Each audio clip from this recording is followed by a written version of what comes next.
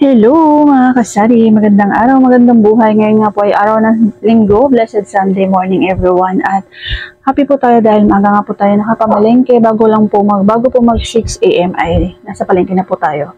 Para maaga po tayo makauwi, time check po ay ang oras po natin ay 9 AM. Ayan, kauwi lang po natin at nakapamili nga po tayo. Thank you Lord for the blessing. Siyempre po meron tayong good news. Good news po dahil nakapamalengke po tayo. Ayan, thank you Lord for the blessings po at sana po ay kayo sa alright. At Luzon, Visayas at Mindanao. Ayan, ngayon po ay araw ng linggo, blessed Sunday, mapagpalang araw po ng linggo. Kumusta po ang lahat mga kasari? Kumusta po ang bentahan sa inyong mga lugar? Ngayon po talaga yung happy tayo mga kasari at nakakapamili naman po tayo everyday.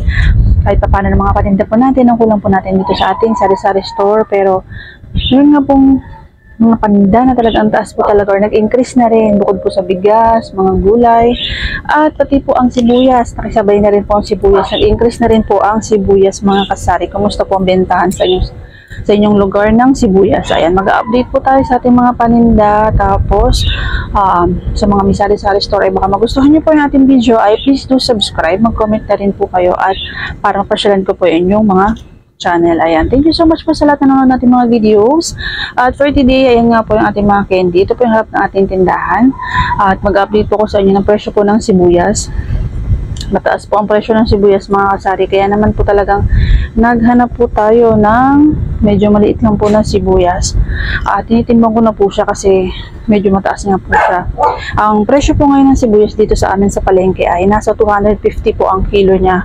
So binibenta ko po siya ng nagpatong lang po ako ng 30 pesos. So, binenta ko po siya ng 280. Tinitimbang ko po siya at ito pong isang ganito ay 10 pesos na po ito. At yung medyo maliit po ay 7 pesos.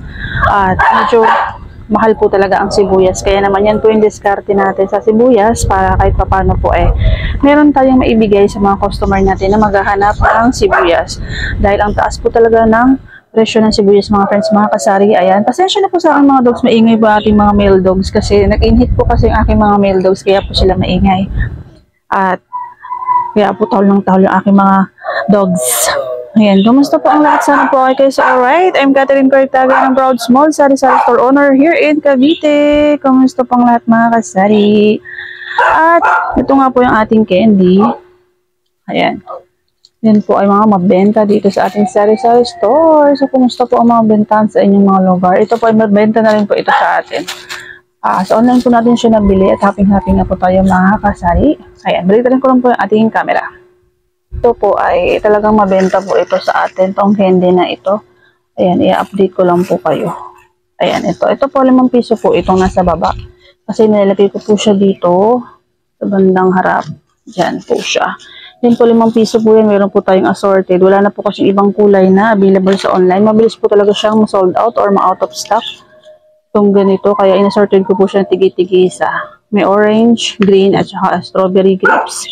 Ngayon po, ito na lang po ang available talaga sa online. Ito po si orange at saka si apple. Ito lang po talaga ang maraming stock sa online. Ito pong strawberry at si grapes, wala na pong stock niyan. Kaya ito na lang po yung stock natin. At meron pa nga po tayo dito na 2 box na titira. Pero ano lang po ito, orange at si apple. Yan na lang po yung stock natin. Tapos ito po yung nakarepack natin na. Ito po 10 pesos po itong mga nakabalot. Nirepack ko po siya kasi mabilisan po siya. Mabilis po itong mabenta. Ito po yung diskarte rin na ginagawa ko mga kasari. At baka gusto ko rin po i-share sa inyo na try nyo din po mga kasari na i-repack po siya ng 5 piso po, 3 peraso. Tapos ito po 10 pesos. Kasi 2 piso po pag isa lang. Meron din po akong mga nakatingi pa isa-isa. Nilagay ko po siya dito sa lalagyan. Ayan. Pag pa isa-isa lang po yung nahanap ng customer. At ito naman po, minsan binubuksan ko na rin po ito kasi minsan po gusto nila strawberry kaya wala nga pong stock ni strawberry. Ang marami pong stock ngayon ay si apple at si orange. Ayan, ito po yung mga mabenta ngayon sa ating sari-sari store at saka ayan po ating mga sour tang. Si sour tang po talaga ang pinakamabentang maasim na candy ngayon. Ayan, ito po ating mga sour candies. Ayan, kay Coco Store po natin siya nabili at legit na legit, mabentang-mabenta po ito. Ayan, try nyo rin po mga kasari. Ang bentahan po natin dyan ay 6 pesos, pero depende po yan sa inyo kung magkano po siya gusto ibenta. Pwede po yan hanggang 7 or 8, depende po sa lugar. Kasi po sa atin ay wala po tayong free shipping po siya, kaya mura lang po natin siya binibenta. Dahil dito lang po tayo sa bandang Luzon, hindi ko lang po alam kung sa parting Visayas ay baka mataas po ang shipping fee, kaya okay lang po yan kung magkano nyo po siya nabili ay kung magkano nyo po siya gusto ibenta. Depende po talaga yan kung magkano nyo po siya nabili, kung magkano po yung presyo na gusto nyo po siyang mark up or yung tubo. Nasa inyo po yun kung magkano, kung gusto nyo po ng 7 or 8, depende po yan sa inyo mga kasari. So ayan, at ang ating nga po mga biskuit, ayan. Actually, nakapamili po ako konti lang. Ngayon po mamaya po ay mamimili po tayo ng konting dagdag chichirya. At nakapaglista na nga po tayo. Ayan, ito po nakabili tayo daw with donut. At may mga tinapay pa naman po tayo. Ayan. At kanina po nagbili po ako ng gulay.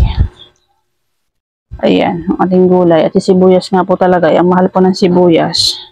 Nagbili po talaga ako ng sibuyas kahit papano ng pailan-ilang piraso. Meron din po tayong uling mga kasari.